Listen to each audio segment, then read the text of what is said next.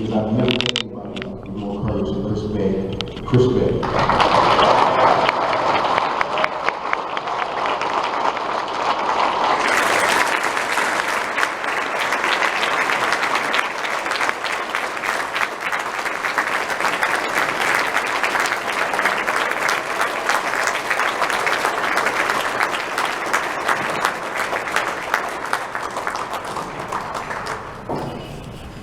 Favorite wrestler, Chris Bay.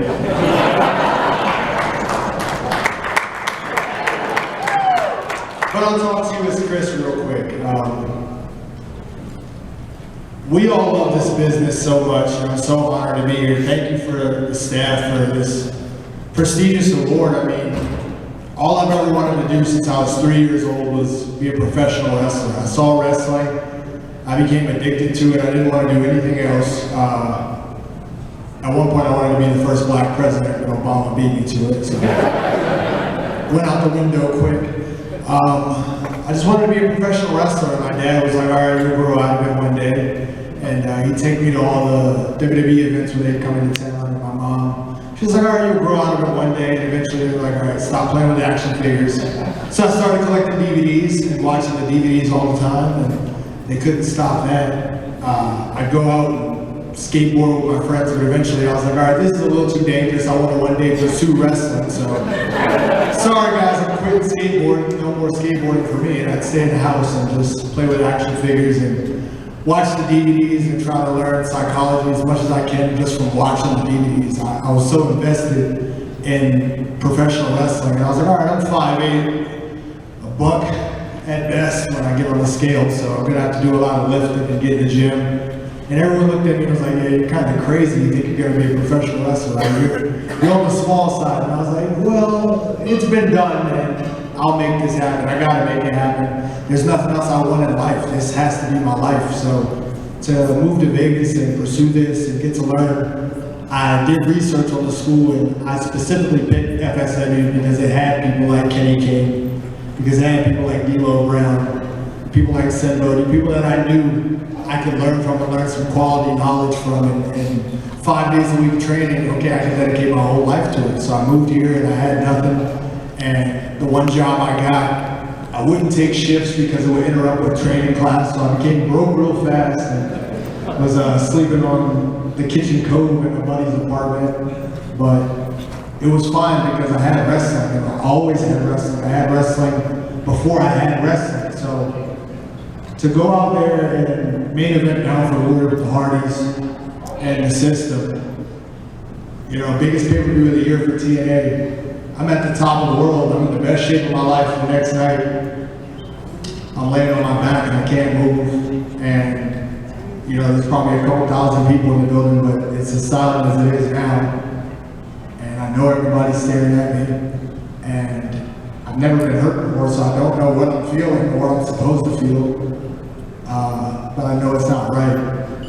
And all I want to do in those following hours until I got the surgery was to not feel, even though I couldn't feel. It doesn't make sense, but I was in so much pain, I just wanted to not feel, and I wanted to be all right. And when I woke up the next day, and I couldn't feel, but I also couldn't feel the pain anymore, I was just blessed. I was fortunate. I was thankful to God that I still was alive.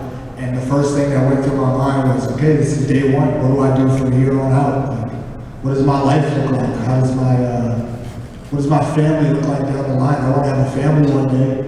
And fortunately, I had the greatest support system through the connections I built with my addiction and love to wrestling and making everybody my peers now, that the world was there for me.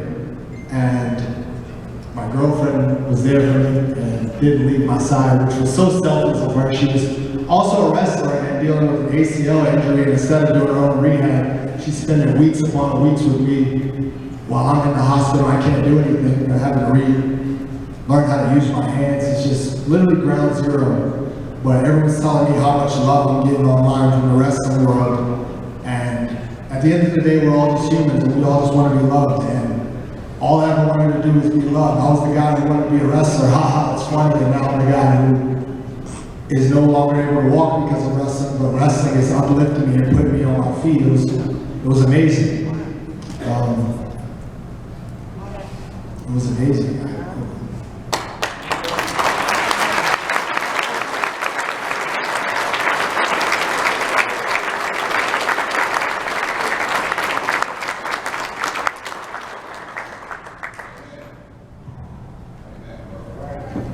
Amen. Indeed. God is great. Sometimes we get a little distracted and we don't keep up that relationship we have with God. But I had nothing but time in that portion of my life to make sure that my relationship was the strongest possible with God. And every day we spoke, and every day I listened. And I knew that because I was alive, I had a purpose, and I might not know my purpose now, but I'll figure it out over time. And when they told me 10 to 25%, for a while they rocked me. For 48 hours it rocked me, but after that I was in. I was like, okay, what's next? And therapy 6 days a week and 3 hours a day. And whenever they had extra sessions, I was in the extra sessions. And everything that I could do to get back on my feet, because I knew if I had more than 0% chance that I had a chance, and I had to fight for it. And I fought for it. And I'm standing here today in front of all of you. And I love all of you, and I'm so grateful for this moment because wrestling gave me this. Wrestling gives us all this. And I knew I wasn't going to prepare a speech or anything for this. I just had to speak straight from the heart, which a lot of people are doing.